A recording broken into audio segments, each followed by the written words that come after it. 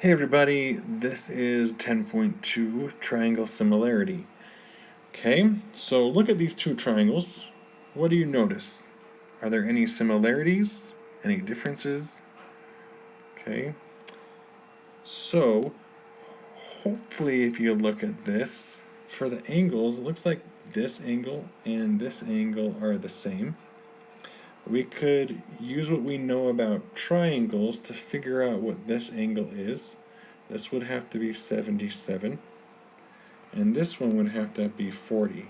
So if you look at it, one thing that you should notice is that if two triangles are similar, then their angles, their corresponding angles are congruent,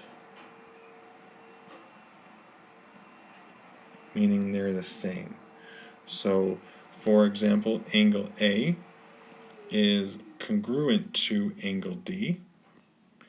Angle C, or maybe we'll do B first, so alphabetically, right? Angle B is congruent to angle E, and angle C is congruent to angle F. Okay? So if the angles aren't the same, then it can't be a similar triangle. Similar means it's the same shape, the exact same shape, it's just scaled. So it's like being doubled or tripled or divided by 2, but the shape is exactly the same. What else you should notice is that the sides, and that's kind of what we just talked about, is the sides are proportional. So it's like it's being multiplied by the same way. So like if you were to do 16 over 8, okay, I'm going to go skip it over here, okay, then that should also be the same ratio as 22 over 11. And it should be proportional to 24 over 12. Okay, and if you were to simplify all of these, you would get 2 is equal to 2, which is equal to 2. Okay, so corresponding sides, so the sides that match, their sides are proportional.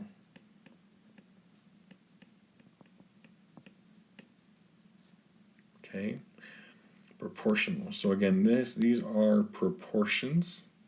It's like a ratio. These numbers, when they're all the same, those are called the scale factor. It's what's being multiplied. So we take, if you were to take this triangle and multiply the sides by 2, it would give us that triangle. Okay? So a scale factor is basically, then we call it the letter K. It's basically taking that first shape and multiplying it by that scale factor to give us our second shape. Oops, I did not spell shape right. Okay. The way I kind of set up my proportions is kind of going this direction, but I could have written the ratios all the opposite direction, like flipping them, 8 over 16, 11 over 22, and 12 over 24, and we would have gotten a half or 0.5, and then we could be going this direction. We'd multiply everything by a half. Okay, so if k is greater than 1, we call its enlargement. It gets bigger. Okay, and if k is less than 1, it's reduction. Okay, it's very similar when we talked about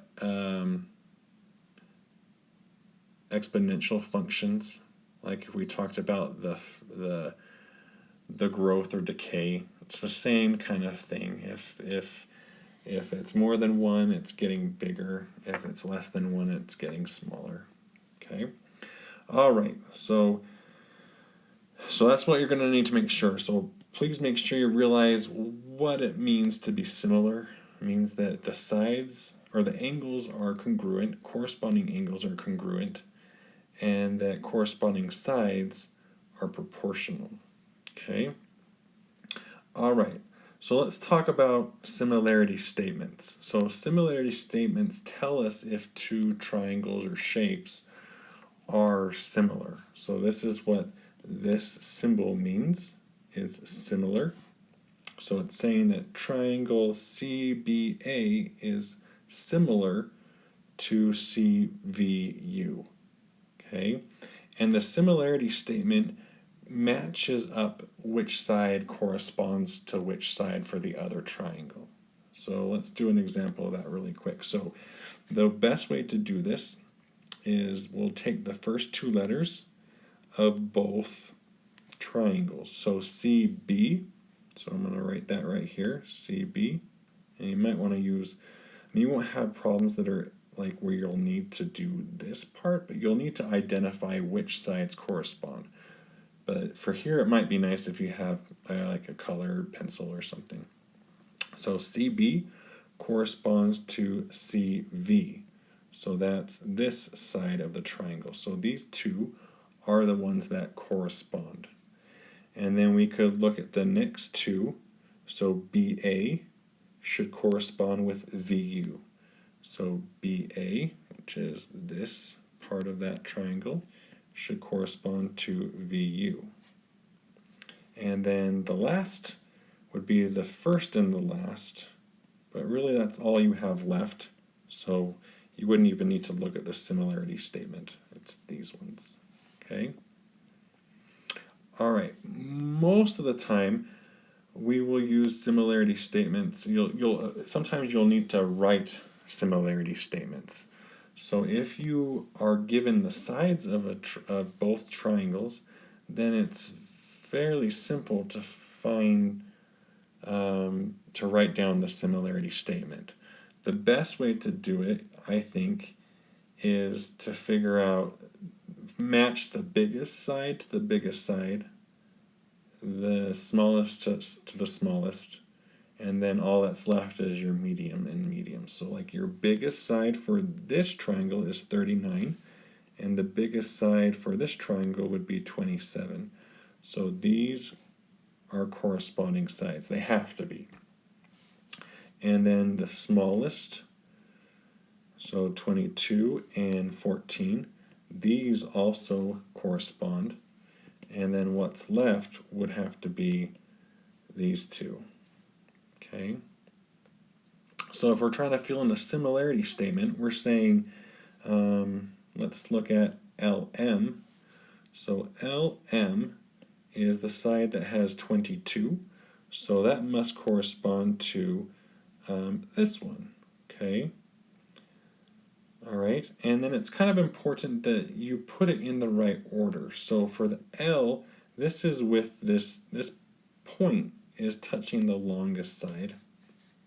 So this would be the one that touches this longest side. So we'd have to do E first, and then D, and then really all that's left is the C.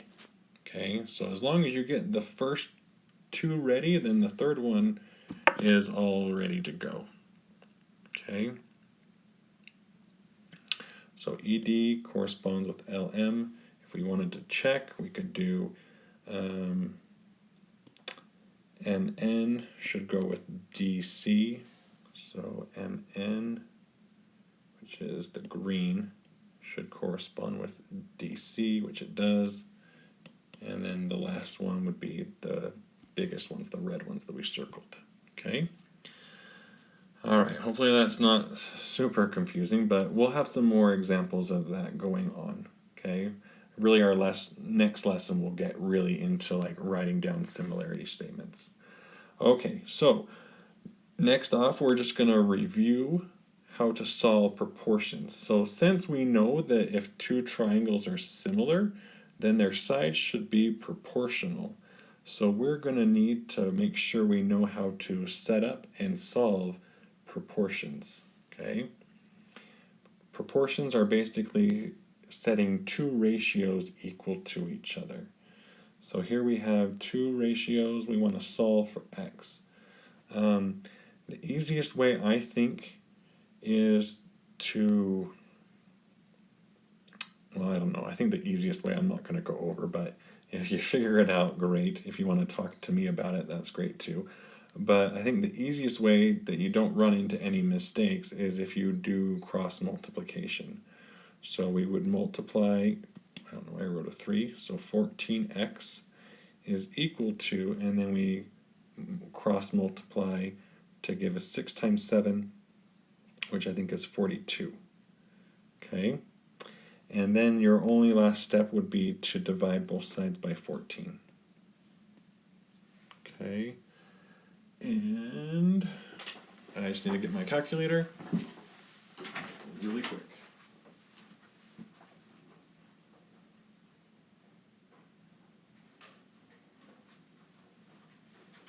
Got it. Okay. Sorry for the pause. So 42 divided by 14, and I ended up getting x equals 3. So that's pretty much what we're going to be doing on your homework, except you're going to need to set up your proportions, and we'll get into that in a little bit. So here's another example, cross multiply. That would be 100 equals 20x. Divide both sides by 20, and we would get x equals 5. Here's another example, 2 times 6 is 12. And then here, this is basically the distributive property. We're multiplying the 4 by both the x and the negative 5. So we'd get 4x minus 20. So add 20. Again, when we're solving, we're doing like the opposite of PEMDAS. So we add or subtract first. So 32 equals 4x. And then we'd divide both sides by 4. And x equals 8. Okay, so there's a quick review of solving proportions. Now let's see where you're going to need to write your own proportions. So that tells us that these two triangles are similar. Use proportions. I don't think I wrote that very well. Using proportions, find the missing length. Okay, so this is where we're going to combine the similarity statement to come up with our proportions. So we want to find this question mark. I'm going to call it x.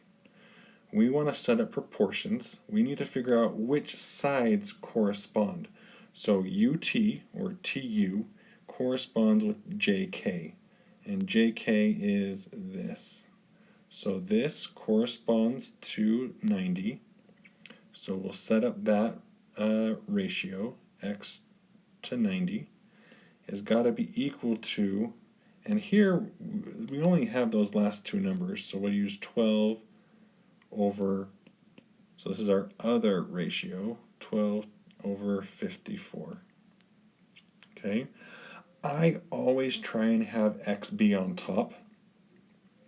The reason why is because one way you can do this a lot easier is if you just multiply both sides by 90. And then you just get x by itself. So we'd do 12 divided by 54, and then we'll times it by 90. And I end up getting 20. So now that's the length of that missing side. Okay? Let's give another try. So this is our x. What does that correspond with? Well, LU is our missing spot, so LU is our first and last. So the first and last of the first triangle, that has to correspond, so UW. So that's this one. So this corresponds to that, which means that this has to correspond with that. So we always have to, that's another thing I need to mention. Let's write this down first. It's imperative that when you set these up is that we always want to use the same triangle for the numerators and use the other triangle for the denominators. If you switch it and you did something like 84 over 18, then you would get it all mixed up. So you have to have the same triangle on top and the other triangle for the bottom. Okay? So again, I set the x to be on top already, so I'm just going to multiply both sides by 98. So 18 divided by 84 times 98. And I got x equals 21. Okay. Okay, here are a couple other examples. Same sort of thing, except for this example, we're going to need to find x. So not just the side, we want to know what x is. So again, this is what we're looking for. I'm going to put that on top. And we need to figure out what that corresponds with. Oftentimes you can even look at the triangle. I wouldn't assume it, but this looks like this would be the one that corresponds. So TS corresponds with DE. So check, we're good to go. Is equal to, and again, I always use like an arrow, and so I circle what's on top and do an arrow to what's going to be in the denominator. This way I don't mix them ever. So we get 75 over 30. Okay, so this one is a little trickier because we've got to get x by itself. If that's the case, I mean, it's really up to you on how you want to do it. I would probably still multiply both sides by 16. So 3x plus 1 is equal to, and I would use my calculator, so 75 divided by 30, and then times it by 16. So I get 40. We'll need to subtract 1.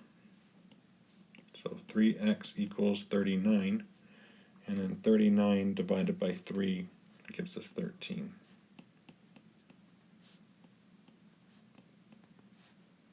Okay. If they ask for the length TS, then we would need to plug that in and figure out what that is. Okay. All right, here's the last example. We haven't done one with a triangle inside of a triangle. The triangle inside of a triangle, the sides that are touching are the ones that correspond. So if we're trying to find x, what corresponds would be the 77. And then here, if we're doing small over big, we need to do small over big. So 15 over, I think I wrote over that. Is that 55? Yeah. 15 over 55. Sometimes they give you extra information, so we could have also used 30 over 110. But it's up to you on which ones you want to choose. So then I would just multiply both sides by 77, and I would get x equals, I'll use my calculator, 15 divided by 55 times 77, and I got 21. All right. We also have a couple application problems. If a graph, or sorry, not a graph, a picture, if a picture is not provided, make sure that you sketch it for yourself. It'll also be part of your test. If you have something that asks you to sketch the situation, please do so. Typically, you can always just do a triangle and a triangle, and then just label them, all the information we have. So for this first example, we already have the picture, and we're going to use that to find how high that triangle is. So it says you can use similar triangles to find the height of a tree. Triangle ABC is similar to triangle DEC. What is the height of the tree? Okay, so if you want, you can always even separate this to two triangles. We have a big triangle, small triangle. His shadow is 6 feet. I don't even know if it mentions it there. Does it talk about shadows? So basically we're using the shadow and the height to figure out the height of the tree. So this person's shadow is 6 feet. He's 4 feet. It's not very tall. And then for the tree, We don't know what the height is, but we know the length of his shadow. So that would be 9 plus 6 is 15. And then we can set up our proportions. X corresponds to 4, and 15 corresponds to 6. We'd multiply both sides by 4. Use your calculator. 15 divided by 6 times 4, and I got 10. So the tree is 10 feet tall. Alright, so here's one where you'd want to, either way, you'd want to sketch the situation. It says a 10-foot tall person. So here is my 10-foot tall person. And I cast a 6-foot shadow. Wait, I totally messed that up. A 5-foot tall person casts a 6-foot shadow at the same time that a lamp post casts an 18-foot shadow. What is the height of the lamp post? Okay, so you don't even need to sketch like an actual lamp post and a person. Okay. Okay, so again, we want to correspond. The height goes to the height and the shadow goes to the shadow. So x over 5 has got to be equal to 18 over 6. Multiply both sides by 5. 18 divided by 6 gives you 3, and times it by 5 gives you 15. Okay, kind of makes sense because this, if you go from the person to the tree, you need to multiply the 6 by 3 to give you the 18. And if we multiplied the 5 by 3, it gives you the 15. So I know some teachers kind of teach it that way, like figure out what the scale factor is, what needs to be multiplied by. And that's a way to do it if you'd like to do it that way too. All right, so that's it. If you have any questions, please let me know. We'll see you later.